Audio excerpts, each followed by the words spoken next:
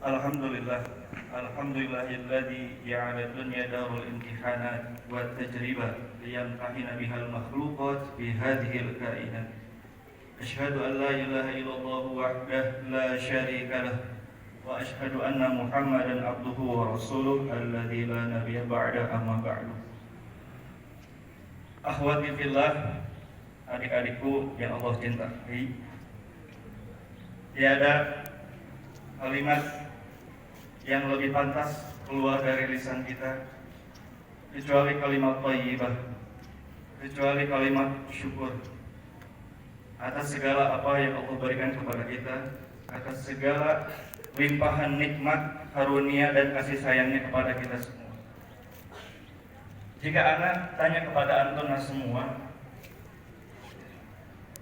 kira-kira apa yang antuna inginkan di dunia ini? Apa? Banyak apa?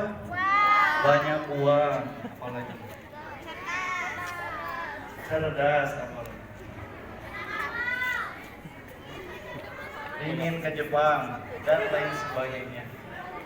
Namun kadang kita lupa mensyukuri apa yang kita miliki. Di mana ada orang yang berharap ingin sebagaimana kita, yaitu diberikan kesempatan hidup. Ada orang meninggal yang menginginkan untuk kembali diberikan kesempatan menjalani kehidupan yang kedua. Oleh karenanya kita patut mensyukuri atas segala nikmat yang Allah berikan kepada kita semua. Ya. Alhamdulillah, pagi ini kita masih bisa membukakan mata kita setelah kita terpejam dalam tidur kita. Tidur merupakan sebagian kecil dari kematian.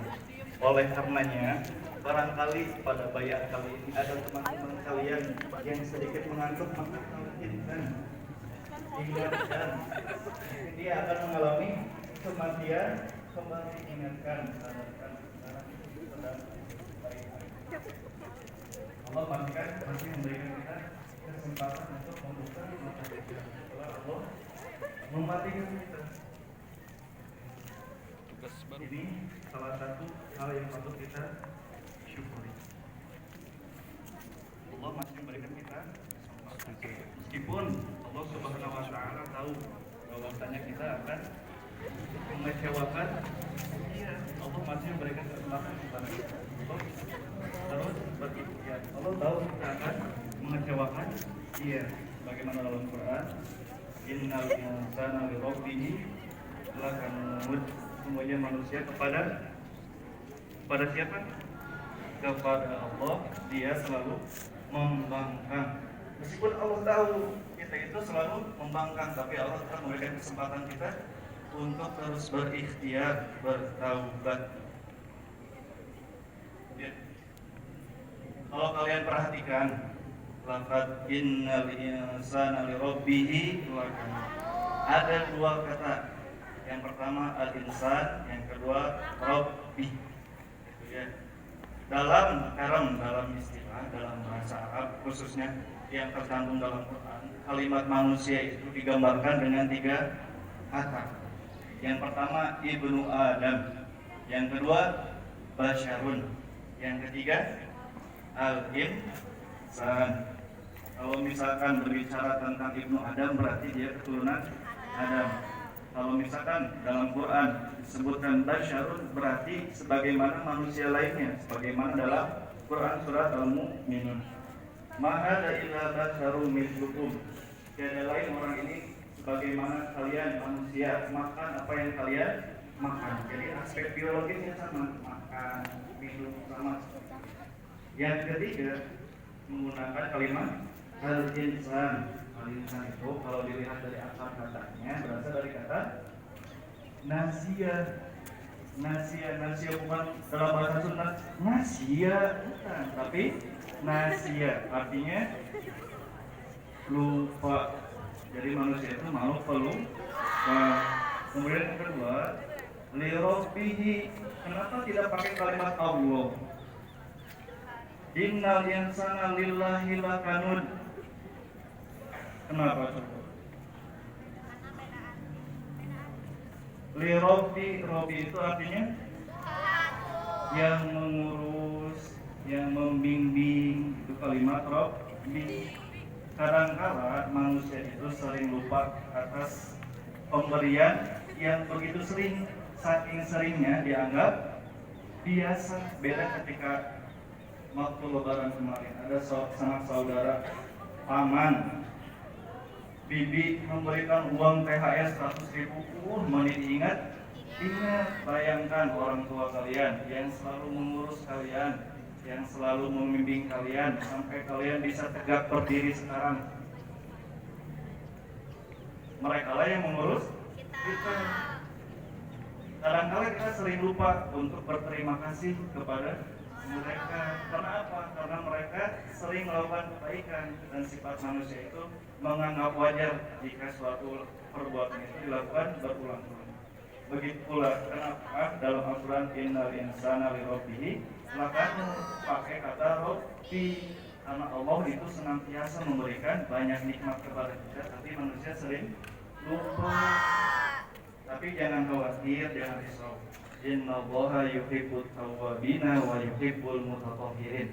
Sesungguhnya Allah itu mencintai orang-orang yang bertaubat. Bertaubat artinya apa? Apakah lepas dari dosa? Apakah lepas dari khilaf dan kesalahan? Tentu tidak, gitu ya. Jadi hal yang normal jika manusia itu tabiatnya condong pada hal yang buruk, gitu ya. Wa yuhibbul mutatahhirin, dan Allah juga mencintai orang yang senantiasa membersihkan dirinya. Apakah yang membersihkan diri dia dalam kondisi bersih?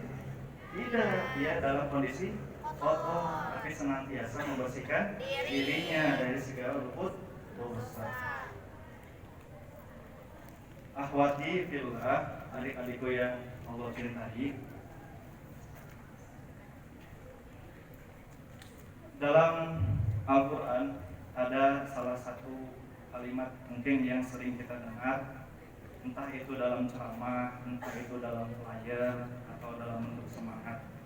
Kalimat itu adalah fastabiqul khairat. Sering dengar? Sering. Artinya apa? Berlomba-lombalah dalam kebaikan. Ketika kita mendengar kalimat itu seolah tidak ada tekanan, seolah kalimat itu tidak berat, tidak ada tekanan, tidak ada rasa berat. Fastabiqul khairat, berlomba-lombalah dalam kebaikan. Seolah kita dengan ikut berlari pun cukup, tidak usah menjadi yang paling depan, tidak usah yang paling cepat. Selama kita berlari, kita dalam zona aman. Bisa dipahami nggak? Bisa. Fastabiqul khairat, berlombalah dalam kebaikan. Tapi Al-Quran tidak berhenti pada titik ini saja. Al-Quran menjelaskan atau memberikan contoh dengan dua kalimat yang lainnya. Ada dalam surat Al-Hadid, dan yang kedua ada dalam surat Al-Mu'minun. Dalam surat Al-Mu'minun, Allah Subhanahu wa taala berfirman, "Wasari'u ila maghfiratin min rabbikum wa jannatin arduha as-samawati wal ardh u'iddat lil muttaqin." Dan yang kedua, "Wasabiqu ila maghfiratin min rabbikum wa jannatin ka'ardhis samai wal ardh u'iddat lil mu'minin billahi wa rasulih." Pada surat Al-Mu'minun, Allah Subhanahu wa taala menggambarkan dengan lafaz wasari'u. Artinya apa wasari'u? Dan bersegeralah. Ini bukan tentang lari lagi, tapi tentang bagaimana kita bisa bersegera, tentang bagaimana kita bisa menghilangkan rasa malas pada diri kita, tentang bagaimana kita bisa menghilangkan rasa-rasa untuk menunda kebaikan. Wasari'u, dan bersegeralah. Karena di antara tipu daya iblis, talbisu iblis adalah menghasut manusia untuk selalu menunda-nunda dalam kebaikan.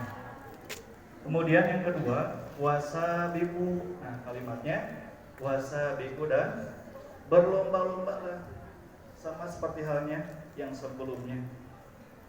Ini tentang berlari, tidak harus menjadi yang paling depan, tidak harus yang paling cepat.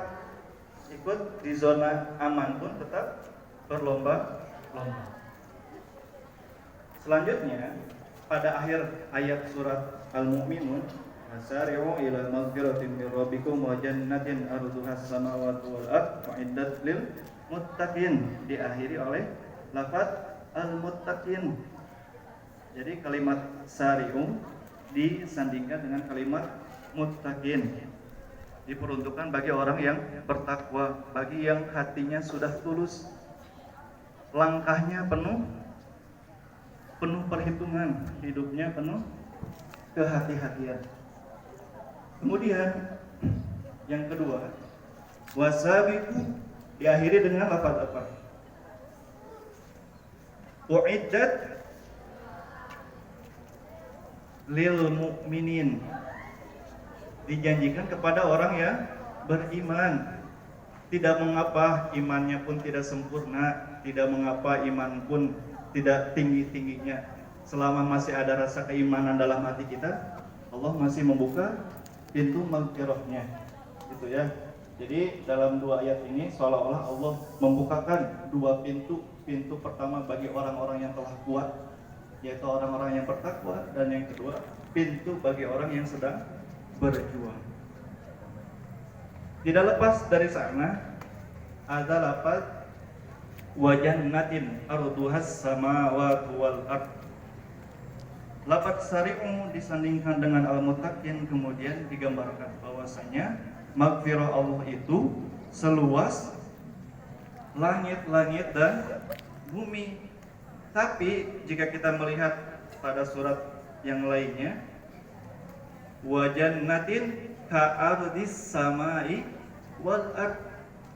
Surganya seperti langit, seluas langit dan bumi. Ada lafaz kaf, ada kalimat tashbih, ada kalimat perumpamaan. Biasanya jika ada seseorang ingin menceritakan kepada orang lain tapi perlu dengan penyerupaan, perumpamaan, berarti seseorang itu masih belum mengerti. Berbeda dengan lafaz yang sebelumnya, langsung wa jannatin arduhas samawati wal ardh. Luasnya itu seluas langit-langit dan bumi. Bahkan lafaznya pun berbeda, yang satu samawat, yang satu as-sama. Seolah-olah ayat pertama itu ditunjukkan bagi orang yang sudah kokoh, yang kedua bagi orang yang masih berjuang. Kemudian kalau dilihat dari nuzulnya, tartib nuzulnya, urutan turunnya, bukan tartib uswan yang sebagaimana yang tercantum dalam Quran, dimulai dari surat Al-Fatihah kemudian diakhiri dengan surat An-Nas. Tapi kalau lihat dari tartib nuzulnya, urutan turunnya, yang diturunkan terlebih dahulu itu surat kalau dibandingkan dua ayat yang tadi, surat Al-Mu'minun terlebih dahulu, di mana Allah menggunakan lafaz wasabiqu, kalimat surat Al-Hadid terlebih dahulu, wasari'u ila maghfiratin mir rabbikum wa jannatin arduhas samawati wal ardh u'iddat lil muttaqin. Jadi tuntutannya lebih tinggi kepada orang-orang yang mengaku dirinya Islam. Jadi harus bersegera untuk menyebut maghfirah Allah Subhanahu wa taala. Tuntutannya lebih tinggi, bebannya lebih berat. Kemudian setelah turun ayat yang tadi, turunlah ayat setelahnya pada lafaz wasabiqu ila maghfiratin mir rabbikum. Seolah-olah Allah sedang menurunkan yang asalnya berat kemudian ringan. Kita biasanya menganggapnya apa? Kalau sebelumnya berat kemudian diringankan, anggapnya apa? Anggap remeh. Tapi Allah Subhanahu wa taala tidak memandang kita seperti itu. Allah menurunkan standarnya agar kita tidak lari dari Allah, kalau kalian tidak sanggup untuk sabiku, gak apa-apa. Kalau kalian tidak kuat untuk sariku, gak apa-apa, sabiku aja, kata Allah. Kalau kalian gak kuat untuk bersegara, gak apa-apa, berlomba aja bersama yang lainnya.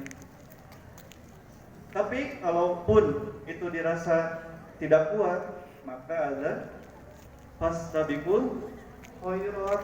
Kalaupun kalian tidak sanggup wasariku, tidak sanggup wasabiku, gak apa-apa, fastabiqul khairat. Karena yang paling sedih adalah bukan berada pada posisi terakhir, bukan berada pada jalan yang lambat, tapi yang paling menyedihkan adalah lari dari perlombaan. Gitu ya. Mudah-mudahan apa yang Ana sampaikan bisa bermanfaat bagi antuna semua. Akhirul kalam, Rabbana atina fid dunya hasanah wa fil akhirati hasanah wa qina adzabannar. Assalamualaikum warahmatullahi wabarakatuh.